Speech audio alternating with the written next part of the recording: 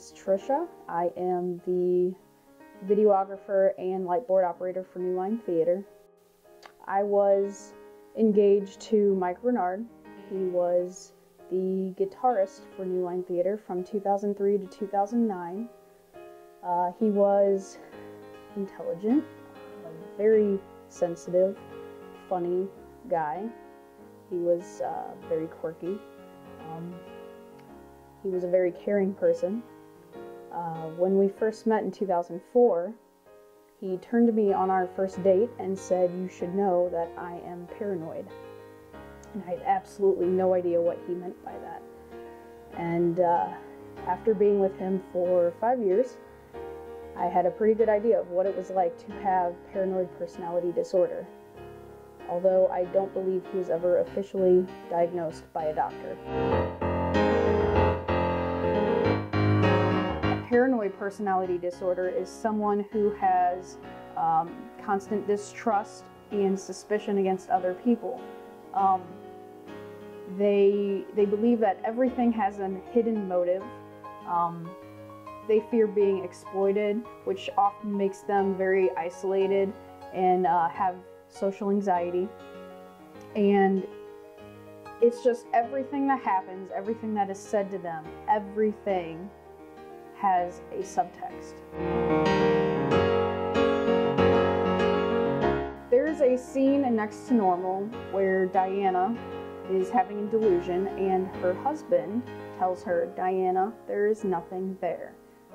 That was 5 years of my relationship with Mike. I was always convincing him that what he was dealing with wasn't as complex as it was. It became a very codependent relationship. He depended on my honesty a lot, when in turn he also claimed that I wasn't deep or I didn't know how to see through the perspective of other people. I believe that what he would often view something as deep or complex or have to analyze something wasn't often needing to be analyzed. Not saying that everything Mike said or everything Mike read into was wrong. He was a very insightful person. He was a very, very smart guy. But when you receive a simple compliment from a friend and you go home to your computer and Google that compliment to see what they really meant by it, that's mental illness.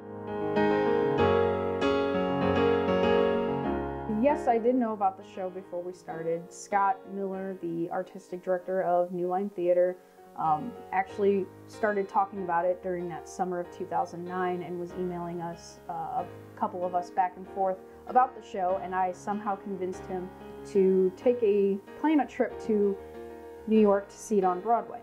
And ironically, that was the summer that Mike fell into a very deep depression.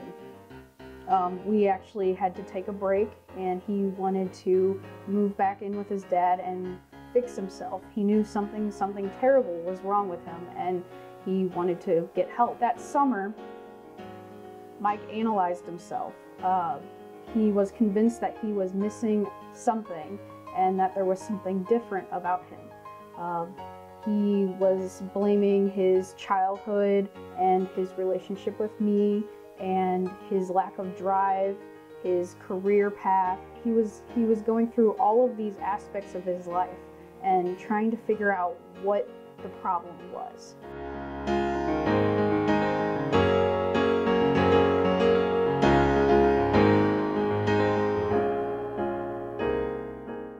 We gave him resources. He was suicidal that summer. He was surrounded by his family and friends who would have done anything to help him. And I also gave him a journal to write in that summer. And at one point in his journal, Mike writes, "I used to love music. Why don't I love music anymore?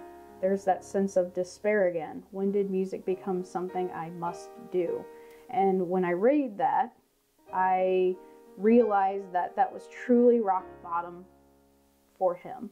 He loved music. The most confident I have ever seen Mike was behind a guitar.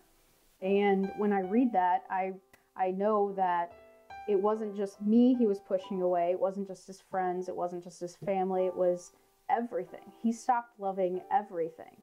One night we went to dinner, and after dinner we sat in the parking lot. He got into my car and I played him Next to Normal. It was my way of turning it around and saying, Mike, this is what I'm dealing with right now. He lived with metaphors. He loved metaphors. Dan, the father and the husband in Next to Normal, is trying to keep things together for his family. He's trying to understand his wife. He's trying to help her. And there's one point in the show that Diana goes off of her medication and she pretends that everything is fine. And Dan thinks everything is fine. And they go through this period of fake happiness and fake normalcy. And that's what Mike did to me. That after that summer was over, he came back. He moved back in September. And we were looking for houses to buy. We were planning our wedding again. Things were good. And then he planned his suicide for 3 or more weeks without telling anyone. And on Tuesday, October 20th, 2009, we lost Mike to mental illness.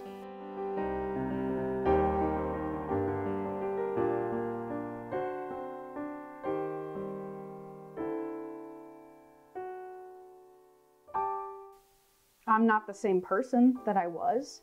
I don't think I ever will be. I'd like to say that I'm stronger. I know who I am now and I know where I'm going. When he died, I almost had to relearn who I was as a person, because for 5 years I did not think about myself. I thought about his happiness.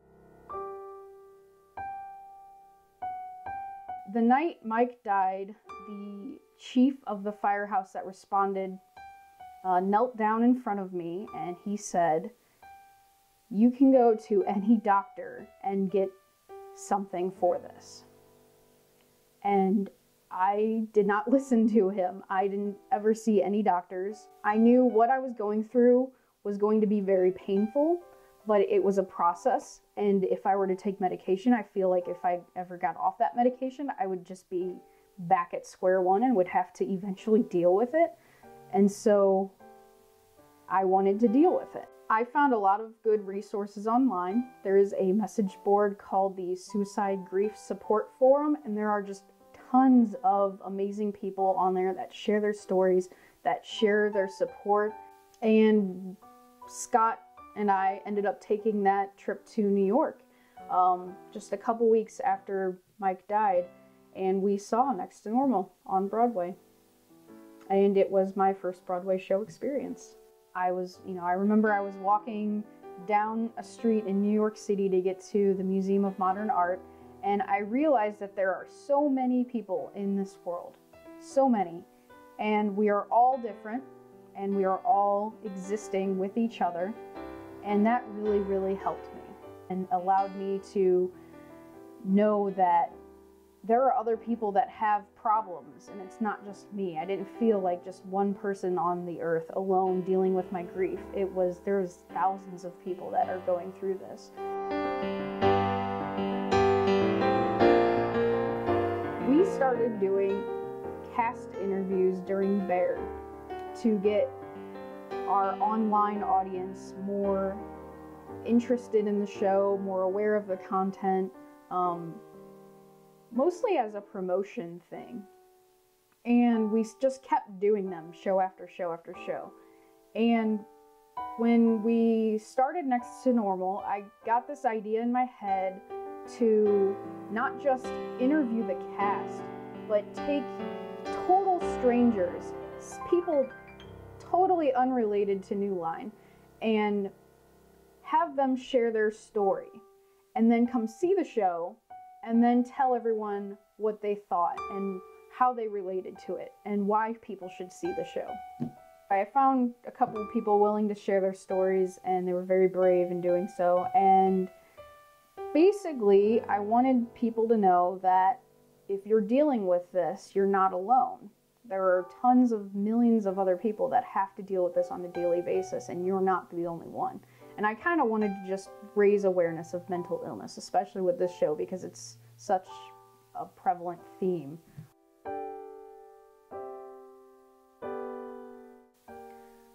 I think everybody needs to come see this show if you do deal with it. If you don't deal with it, if you do deal with it, you'll feel like somebody out there understands what you're going through. Watching the show every night is like taking a box off the shelf labeled 2009 and opening it up.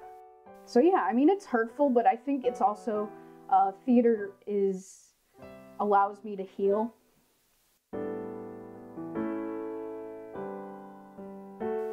The technical psychological definition of normal is actually without mental illness.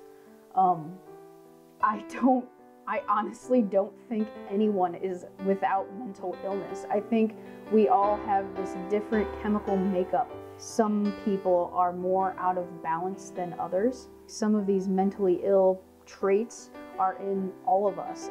The non-psychological definition of normal is just ridiculous. It's literally conforming to the standard or the common type.